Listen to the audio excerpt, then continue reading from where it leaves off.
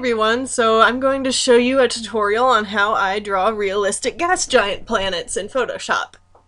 I've also made a tutorial on how to draw realistic galaxies, what you can see in this background here, and I'll put a link to the video in the description and also an annotation on the screen.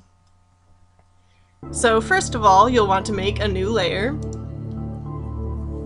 and then you'll want to go to your select tool, your marquee select tool right here, and select the ellipse. Now to make a perfect circle, all you have to do is hold down Shift while you drag out your circle. And then you'll want to go to your paint bucket tool, choose whatever color you want. I think I'll make this one, how about orange? So it looks like Jupiter and people can tell how realistic it looks. And then just fill the circle, and then deselect. So now you have a perfect circle right here. So next, what you want to do is make another new layer, right-click that layer, and click Create Clipping Mask. This is going to make it so that you can't draw outside of the circle. You can also do this by locking your alpha channel, but I like to make a new layer just so that I can get rid of it if I need to. The next thing you want to do is make all those little cloudy stripes that you see in gas giant planets. So to do this, I would recommend using a graphics tablet with pressure sensitivity. And you'll also want to use a nice cloud-like brush. This down here is my favorite brush. It was made by Zummerfish on DeviantArt. I'll leave a link in the description to where you can download it. When you download this brush initially, it's going to come with color dynamics selected. You'll want to uncheck that because otherwise it'll add a bunch of weird random colors that you don't want in your picture. The first thing you want to do is make sure your opacity is not at 100%. You'll want it lower than that. You'll also want to first choose a color that's much lighter than your base color for your planet. Now, gas giant planets, if you look at pictures of them, they typically have very wide, lighter stripes in the middle and very thin stripes at the poles. So, for your big, wide, round stripes, you simply draw some curved lines. Make sure they're curved, otherwise your planet isn't going to look round. And just make some pretty nice, wide-looking stripes. And now, to blend it in a little bit, we're going to lower the opacity even more and kind of color along the edges. And to help it along even more, you'll want to use your ink dropper tool and select a color that's in between the dark and the light. And this will make it a lot easier to blend in your colors.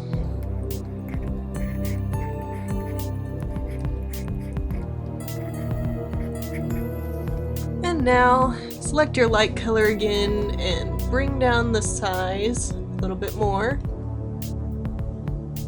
so that you can make your smaller stripes around the poles.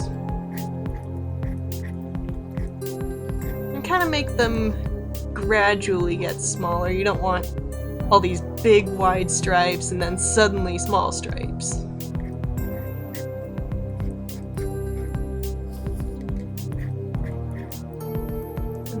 Again, select some of the middle ground to kind of even it out a little bit more.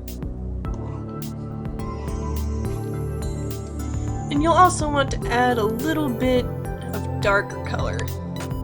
Not too much, you want it to be very faint. Kind of put it a little bit around the poles. Maybe lower the opacity a little bit more so it's not so much.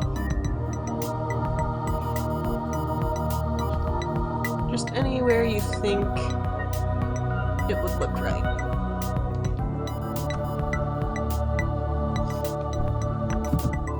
So now, as you can see, that looks rather flat. So this is where we would want to put some shading in. So again, make another layer, right-click and create a clipping mask, and select black. This is gonna look funny at first, but I'll show you how it works in a minute. And just simply imagine where your light source is gonna be. I'm gonna put my light source around in this area. And just, well, make the opacity a little more. That's a bit of a lot, so maybe less than that. And then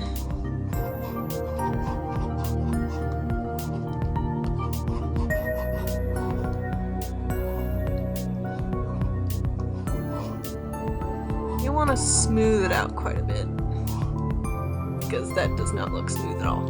So I'm going to take my eraser and dramatically decrease the opacity so I can tone this down a lot.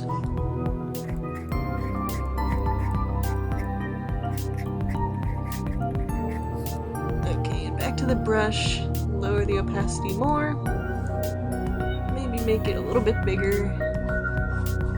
Start down here with the darker areas.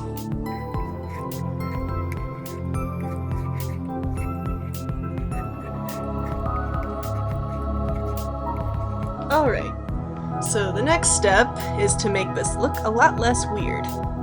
So first of all, you'll want to mess with your layer modes. Right here, see how it says normal? You'll want to change it to overlay.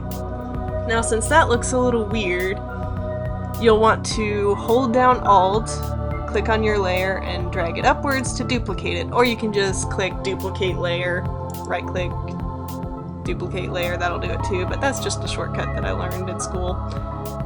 And create clipping mask again, and this time switch it to darker color and lower the opacity a lot.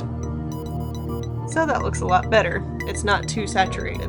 And then, just on this particular layer, you'll want to probably add a little bit of a blur so it doesn't look too cloudy. I like the Gaussian blur, and just drag it out until it looks smoother. That's not too much. And there we go. So it may look done now, but there's one more step involved in the light source. So if you look at pictures of gas giant planets, or any kind of planet with an atmosphere, you'll notice that there's a little teeny tiny strip of bright white that goes around the edge of the planet that's towards the light source.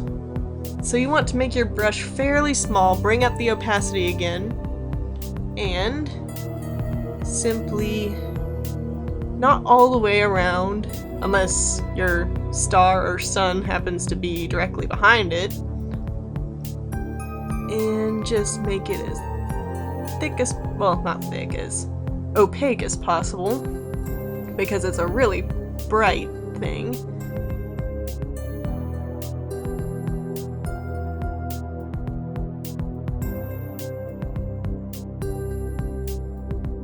And again, go to your filter and your blur, and this is going to be way too much, so I usually bring it down all the way so that I can see what it was originally, and then slowly pull it until it looks right.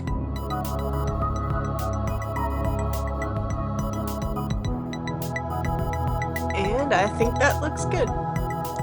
Hit OK just to make sure it works. And there's your planet.